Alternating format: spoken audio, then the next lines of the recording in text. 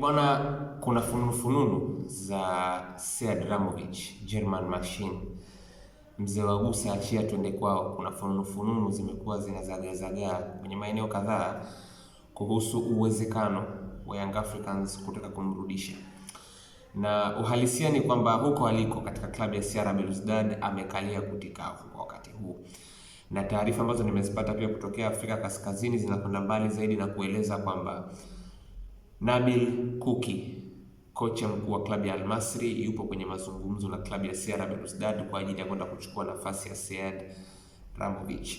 Kwa hiyo ukishakuwa unaona taarifa ambazo zinahusisha uwezekano wa mwalimu mwingine kwa kwenye mazungumzo na klabu ambayo ina mwalimu ambaye amesimamishwa, unaweza kuwa pengine unapata picha kwa wakati huu kwamba huenda mwafaka wa mwalimu aliyepo usiwe na maisha marefu mwisho wa siku. Na kama kuna uwezekano wa kurudi kwenye kibarua ni mdogo, lakini hata kama anarudi mwisho wa siku, mwafaka unaweza kuwa tofauti kabisa pindi msimu utakapokuwa unahitimika. Sasa basi, Young Africans wanayo matamanio miongoni mwa baadhi ya viongozi katika klabu, wanafikiria uwezekano wa kujaribu kufanya swala la Sead Ramovic kurudi katika viunga vya Jangwani liwezekane mwisho wa siku.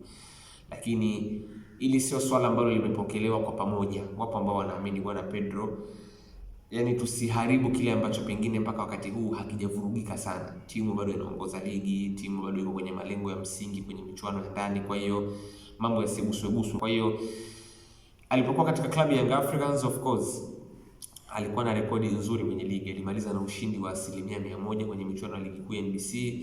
Michezo 6 alishinda yote 6. Timu yake ilifunga jumla ya mabao 22 na ikaruhusu mabao 2 tu.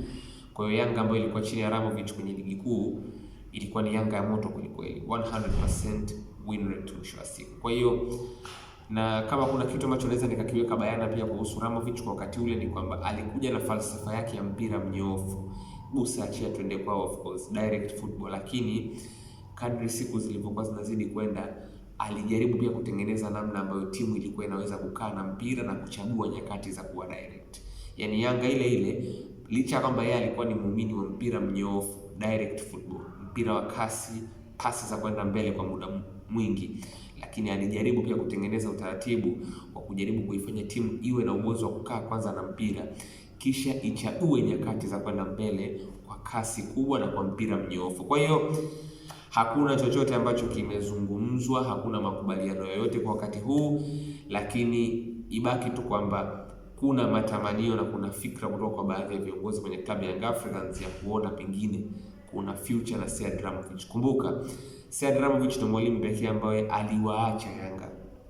Walimu wengine wote msimu uliopita, kuanzia Milud kwenda kwa Miguel Gamondi, hata ukitaka kuja msimu huu Romain Folz, Yanga waliamua kuwaacha wale walimu.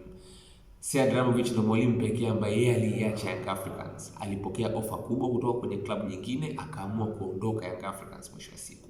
Lakini haukuwa uamuzi wa Yanga kumwacha, na wala hawakuwa tayari viongozi kwa wakati ule kuona Sead Ramovic ana move on kutoka kwenye klabu yao. Kwa hiyo unaweza kuelewa kwamba ni kwa nini pengine wanatamani kuona anarudi baadhi ya viongozi, kwa sababu wanahisi ni kama vile kuna unfinished business, kuna kazi pengine ambayo haijamalizika. Lakini ibaki tu kwamba hakuna makubaliano, hakuna mazungumzo mpaka wakati huu.